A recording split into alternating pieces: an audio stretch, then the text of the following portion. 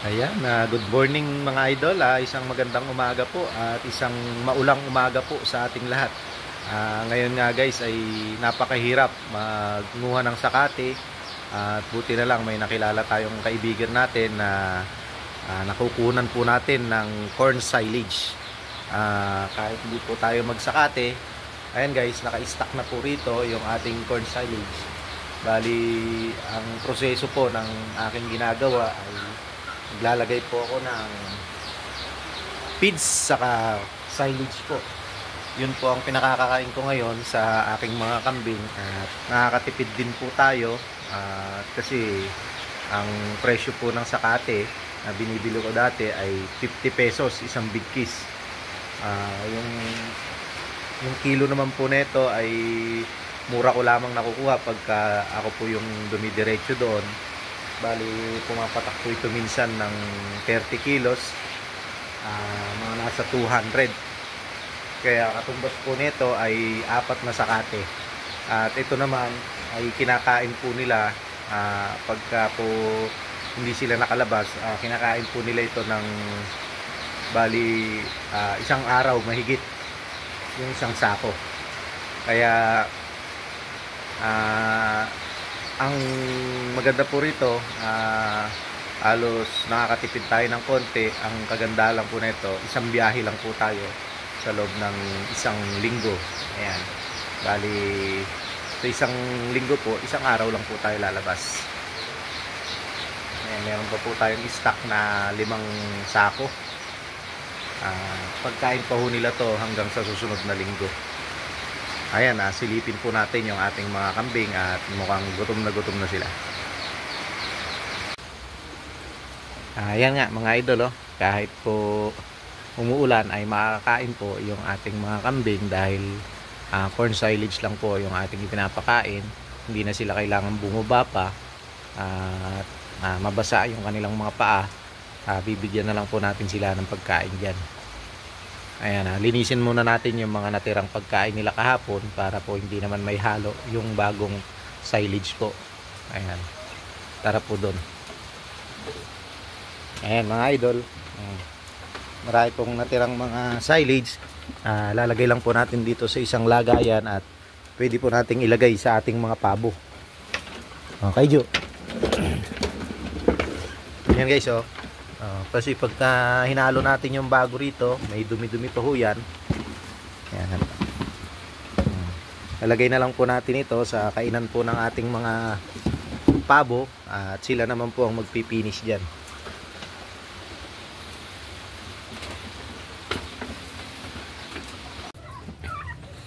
Ayan mga idol, yung iba po nating mga tirang silage ay kinakain din po ng ating mga pabo. Andyan, nandito sila sa silong. Ayan guys, Bali, yung iba po, yung tira na hindi na pinapansin po ng ating mga kambing, nasabog ko po rito sa silong po ng ating kulungan. At na-decompose na po sila dyan at yun po yung nililinis natin. At nung isang araw nga ay may bumili po sa atin ng 10 sako, si Ate Norly Tabulog. Ayan, nabebenta po natin ng 40 pesos yung isang sako na manure. Ayan guys,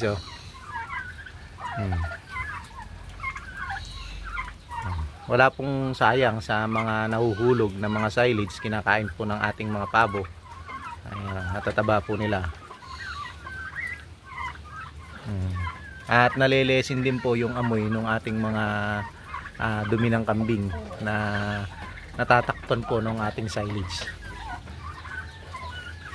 Ayan guys, so yung paglilinis ko po rito, mga abutin po ito siguro ng mga 1 week, linggo-linggo. Ayan, malilinis po natin. Bali guys, medyo tuyo siya. Medyo umulan lang kasi ngayon. Ayan tuyo po siya kasi yung silage po natin sinisip-sip po yung basa na lupa. Tapos nuhukay din po ng ating mga pabot manok, kaya nadadry po yung dumi po ng ating mga kambing. Yan mga idol, ganyan ginagawa natin, sinasabog po natin. yung pong 4 na araw mga kasama, ayan mga idol, pwede na ulit natin tong tanggalin at linisan ulit para panibagong dumi na naman po yung tatabunan natin dyan at ma-decompose po siya kahit mga ilang araw lang at matuyo yung ating pong mga dumi ng ating kambing. Ayan mga idol, malinis na po yung kainan po ng ating mga kambing. Ayan, tayo po ay titimpla na ng ating corn silage. Nahaluan ko lamang po ito ng feeds. Ayan guys, medyo mahirap at maputik ang ating daan ngayon. Ayan, dito lamang ako dumadaan. Dulas.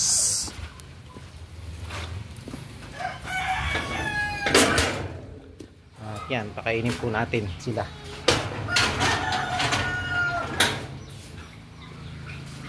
Ito po yung ating silage. Yan po itsura ng ating silage. Nagiling po siya na puno ng mais, dahon, bunga, andyan na po lahat.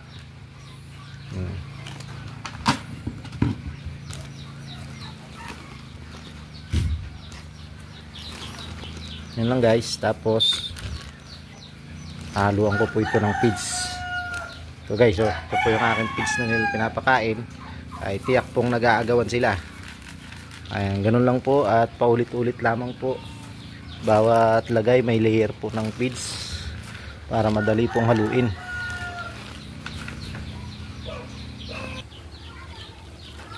Ayan mga idol,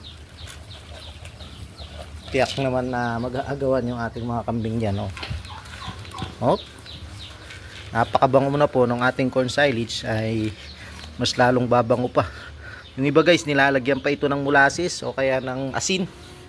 Pero sa akin po, okay na po ito. Yan, tignan nyo po kung paano sila kumain. Yan guys, tignan nyo po paano sila magagawan.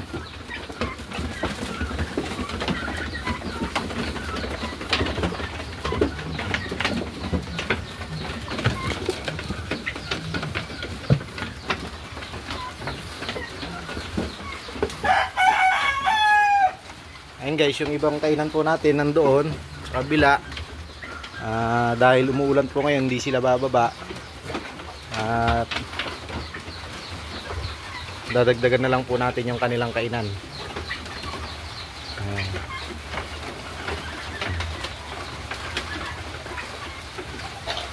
Ganyan lamang po sila pagka umuulan, kahit po isang buwang umuulan, basta po may stock tayo ng silage, magdadagdag na lang po tayo ng ibang mga dahon-dahon. Pagka tumila po yung ulan, yan, nagbibigay din po tayo dito guys. Yan, ang mga dahon-dahon.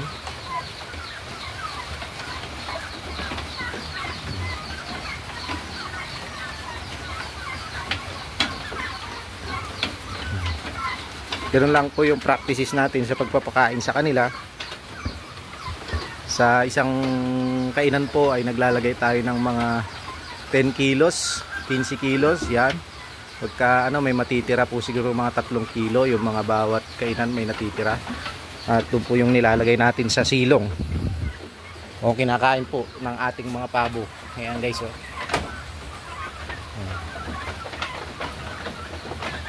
Ayan, mga 5 days lang pwede na lang po natin i-harvest yan, mga dumi na yan.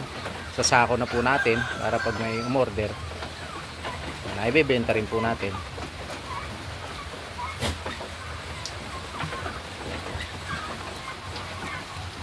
Ayan mga idol, maraming salamat po at sana po may natutunan at napakinabangan kayo dito po sa ating mga video. Maraming salamat po sa patuloy na sumusuporta, lalong-lalo na po sa aking YouTube channel. Ayan, meron na po tayong kinikita sa ating YouTube. Paki-subscribe naman po, JR Maningas World. Ayan, mukhang may naipit pa. Ayan, paalam na po. Happy goat farming po sa ating lahat. Bye bye.